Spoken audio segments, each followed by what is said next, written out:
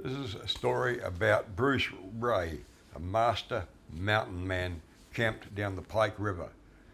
We'd been working out of Gunn's camp in the Hollyford Valley shooting a few deer, and Joe suggested to me that we might have a good day if we shoot down and see Bruce right about 20 minutes flight from Gunn's camp.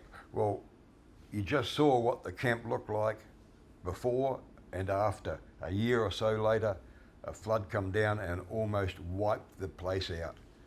When we took off, it didn't look like we were going to get down as far as we wanted to, but Joe was pretty positive about it, and he knew this country better than I did, so we took off and headed down the Hollyford Valley.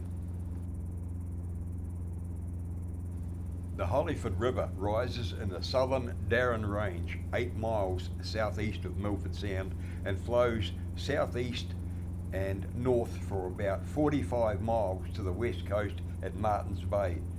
For the first 30 miles, the river flows in a deep glaciated valley between the Darren Mountains on the north and west and the main divide on the south and east. Below the Pyke Junction, the river discharges into Lake Macquarie.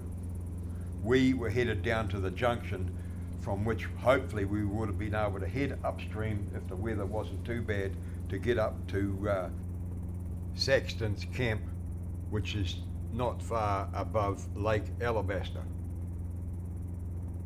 As we got up the Pyke a bit further, the weather lifted a little and we could see that we were going to get up to where we were headed and catch up with Bruce Reay.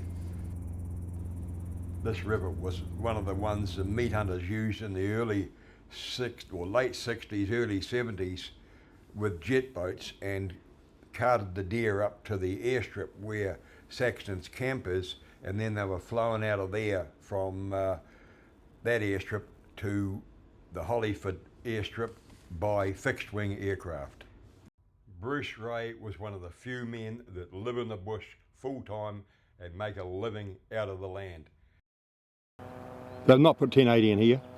No. No. They're going to? Or? No, not as far as I know. They were going to do the Hollyford, and they did 2 years ago. They did from the Pyke down to Martins Bay. Oh, yeah. Yep. And they didn't do the upper Hollyford. There wasn't a beach mast. You know, they're going on about a beach mast. There wasn't a beach mast here. Yeah. And I don't know if they're going to do it this year or not. They haven't done it so far. When we're shooting this sort of country with a helicopter, we dump containers of fuel in various spots, so when we get low, we can go and land on that hill or whatever and refuel. That saves us from carrying too much weight in the helicopter. And he actually built the hut or something, but I think Dobby had something to do with it as well. But I don't really know too much of the history about it, but Sax, I think Sax only shot one. He was here for 4 seasons, and he was only here for the last season out of this hut. But there was another hut round in the corner there that George Wyber, who built the airstrip, and there was a log cabin, and they built a hut here. This Barry Wyber guy told me that he had a photograph of the water a foot up the walls and his jet boat parked outside. Jeez. There was a big flood in 1972 or something. Yeah. But I haven't seen water above the end of the top of the bank. He married a little Filipino girl, but that was up at Friends. Oh, yeah. Oh, yeah, we'd highly recommend them. We've both got Indonesian wives. I got other mates with them as well, and they fucking wrecked. Oh yeah. No, well, I know. I think all the ones that I'm meeting here, that the only ones that are worthwhile thinking about is the ones that'll come back and see you again. Yeah, yeah. So those are the ones. Have you have many coming in here?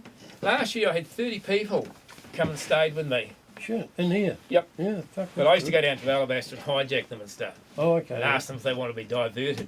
Yeah? And so... But I got a whole lot of mail the other day, and we've bloody good lot of mail, all from everyone around the world. Sure. Yeah, so Colorado and California and. Do any of them get a bit frisky? The problem is that most of them are in their 20s, so I'm a bit too old for them. It came down the gully there and sort of flew over and didn't have any deer underneath it. I didn't know who it was. It was a white one.